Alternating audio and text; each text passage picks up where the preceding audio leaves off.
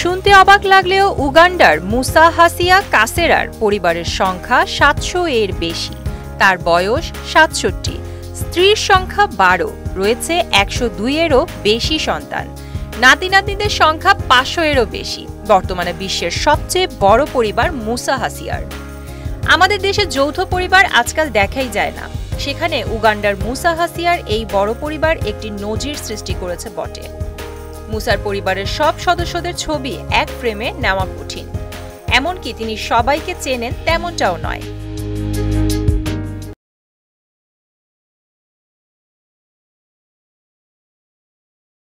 BBC এর তথ্য অনুসারে বিশ্বের সবচেয়ে বড় পরিবার এতদিন ছিল ভারতে।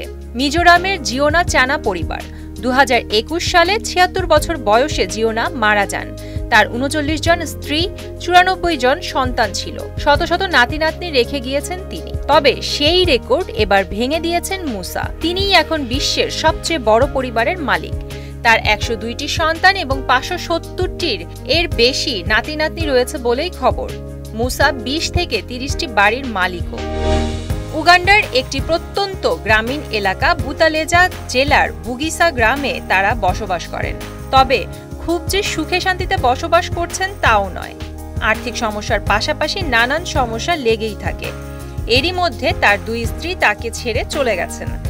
মাত্র ২ একর জমিতে এই পুরো পরিবারের বসবাস। রয়েছে খাদ্য, শিক্ষা, স্বাস্থ্য এবং পোশাকের মতো জরুরি জিনিসের অভাব। সন্তান জন্মদান এবং পরিবার বড় হওয়ার অসুবিধা সম্পর্কে তেমন জ্ঞান ছিল না মুসার। তবে এখন তিনি বুঝতে পারছেন, আর তাই সন্তান নিতে চান না তিনি।